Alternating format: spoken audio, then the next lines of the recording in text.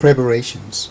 There are a few things you need to do before you start making exercises. The very first thing is to create a folder that will hold your exercises, because that will make it much easier when you put it onto the internet later on. And go to the local disk C, where I create a new folder. I call the new folder Exercises 1, and there it is. Should I want to use graphics in my exercises, then it is a good idea to copy the graphics to this area as well, because that will make it easier to make sure that all the files are there when I send them to the internet. You also need to decide if you want a content page that can be used for navigation to other web pages. The typical name for a content page would be index.htm or default.htm. This is also the time where you have to decide how many exercises do you want to make and what type of exercises. It is important to decide on some names of the final exercises. For instance, the first crossword exercise could be called clos1.htm. First close exercise could be called clos1.htm. The reason why it's important to decide on these names is that you would want to link from one exercise to the next exercise, and also you would be able to link back again. I plan to make 5 HTML pages or web pages for the content folder called Exercises 1. The main page will be a navigation page that will link to the text and exercises. The name of that one will be index.htm.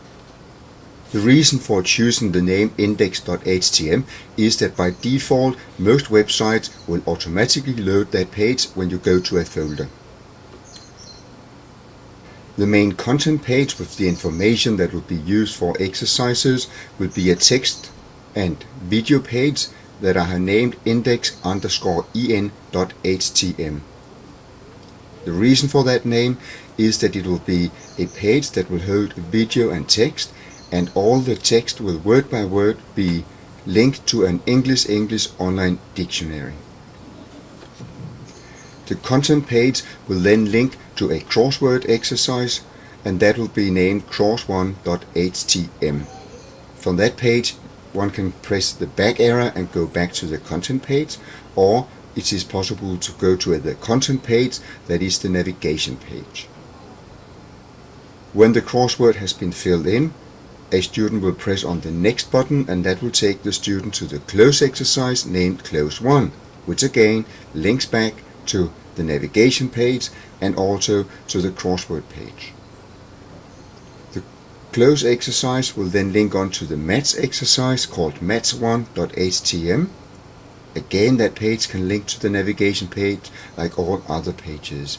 The final page will be a mixed sentence exercise called mix1.htm. Preparing the content.